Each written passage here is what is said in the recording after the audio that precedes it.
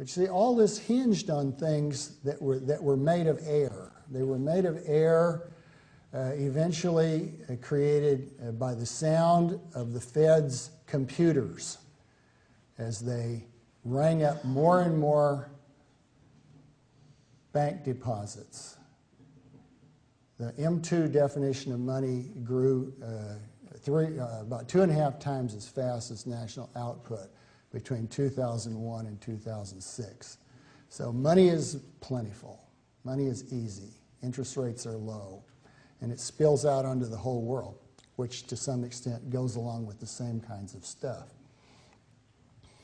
So here we have similarities in the lead-up. We have some similarities in the bust as well. The U.S. market, of course, began to tank seriously last year, over a year ago, and has lost, well, at one point lost about half the value of the stock market or thereabouts, depending on which index you look at. So huge losses were sustained. I was reading something on the plane coming up here today about how by the end of last year, $8 trillion of losses had been sustained in the U.S. stock market alone. That's a lot of money. I know I lost some. Not that much, though. Not even my pro rata share, because thanks to my training in economics, I shifted into bonds early on. So I lost some money, but I didn't lose what these dreamers lost, who stayed with the stocks all the way down. Now, of course, back in the early 1930s, the stock market fell tremendously in late 1929, and then it started up again. Okay? And there occurred for about 4 or 5 months what has come to be known to historians as the suckers rally. Because there were all these happy-faced guys, like, it's hard to believe, but Herbert Hoover, who kept telling people, this was just a minor thing, it would pass, everything would be okay. And, the economic geniuses like Irving Fisher, the greatest economist ever produced in this country. Just ask anybody with a degree from the University of Chicago. They'll tell you. And Irving Fisher was a guy who was a millionaire. He had made, he had proof in his pudding. Okay? He didn't just talk a good game, he got rich. And Irving Fisher was telling people, don't worry, this is just a small adjustment, this will pass. Fundamentals are sound. So some people took that kind of talk to heart, and they started buying stocks again toward the end of 1929, and for the next 5 or 6 months, they bought stocks. That most of the losses went away. The stock market was made up more than half of its losses.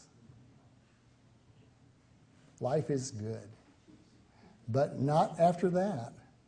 Because the suckers market ended in the spring of 1930, stock market turned down again, and by the time it hit bottom in the summer of 1932, most of the U.S. stock indexes had fallen at least 85%. So this was not just a depression for poor people. Rich people took gigantic whacks as well. They lost tremendous wealth in the stock market and in other ways too on the way down. And as I was saying just a moment ago, the same thing has happened in recent years as investors in stocks and derivative securities of various kinds have lost their shirts and then some of their other garments as well. So there's a similarity. The difference, I think, that is important to notice here is that in the Great Depression, the decline went on and on and on for years. It really lasted almost 4 years before things began to level out. And then they didn't improve very much after that. Some of the measures make it look as if things improved rapidly after 1933, but I admonish you to be careful in interpreting those indexes. They're tricky. Recently, we've had a decline in national product of about 4% from the second quarter of 2008 to the second quarter of 2009. We don't have the data yet for the third quarter. It probably isn't terribly different. So 4%, you know, you'd think that's not so much. Well, it was enough in a world geared to growth, assuming growth, making plans on the basis of growth. Having a 4% drop in national output makes a big difference. However, between 1929 and 1933, GDP fell by about 30%. 30%, okay? Recently, we've had hundreds of bank failures in this country, and other countries have had a number of bank failures. But between the beginning of 1930 and the end of 1933, we had 10,000 banks fail. 10,000.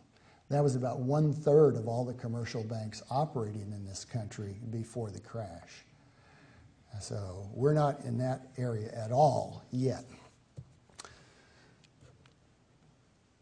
Well, the government took active measures then and recently to deal with these troubles, and some of the things that were done are similar and some are different.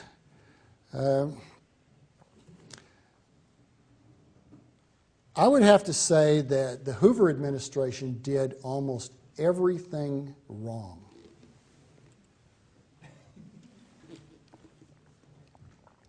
And that wouldn't have been so bad, except that Herbert Hoover was an activist, progressive president who believed that the government should intervene strongly to offset economic downturns. See, when the economy turned down sharply in 1920-21, the federal government was run by people who thought they should do nothing. And that's what they did. Basically, they did nothing. And that depression was over in about 2 years. Completely over. The unemployment rate in 1923 is only about 3%. 3%. 1921, it had been over 10%. It had been probably around 11, 12%. So this was a sharp but very short depression because prices fell greatly, and falling prices helped to reorganize an economy in contraction. Makes costs lower for people, tempts them to start up production again. Okay? Makes their money buy more. That's what we call the real balance effect in economics. Gives more purchasing power to the dollar than it had before prices fell.